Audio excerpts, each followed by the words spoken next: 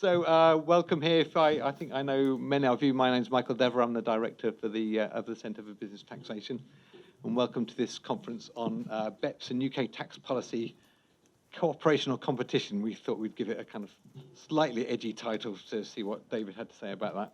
I'm sure I don't need to say very much about the BEPS and the BEPS project. The fact that you're here means that you know a great deal about it, and probably more than me. It's been variously described by people as the kind of biggest shake-up to international tax in a generation. Quote, that's Pascal Saint-Domingue, I think, said that, or possibly longer.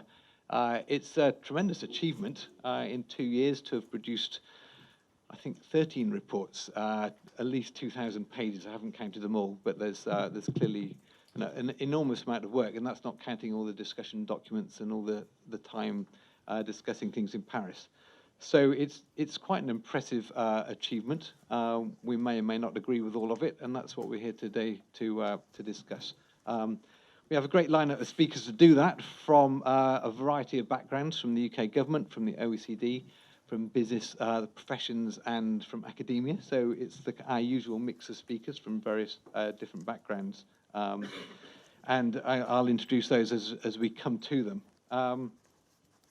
Before jumping into BEPS, however, I did want to say something about the Centre for Business Taxation, actually two things about the Centre for Business Taxation.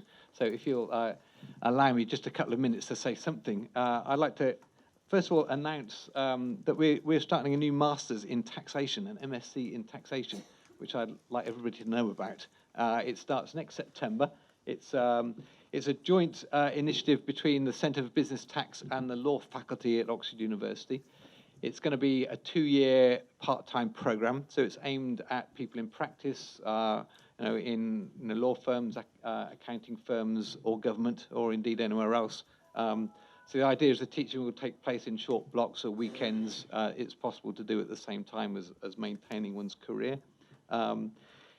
We hope that it will be, well, we intend it to be interdisciplinary. There's going to be quite a lot of law, but I'm going to be teaching as well. So there's going to be some economics, accounting, and just a kind of wide range to try and kind of think about the general principles of tax as well as kind of all the details. We have a quite impressive list of people who've agreed to teach on it, apart from the Oxford faculty. The Oxford faculty obviously includes people like Judith Friedman, but we also have Philip Baker, Richard Collier, who's here, Richard Van from Australia, Steve Shea, Heather Self, Malcolm Gammy, and several other people. So I think it's quite an impressive lineup of people who are going to be teaching on this. So there are more details both in the brochure. If you're interested, pick one up from outside, and there's now a website where there are more details. So if you're interested in that, or know anybody who might be interested in that, please advertise it widely. As I say, it starts next year. The other thing I wanted to say, to take one more moment of your time, is that the Centre for Business Taxation obviously needs some income because we have quite a lot of expenditure. Over the last 10 years of our life, we have been financed, about 60% of our income has come from donations from business.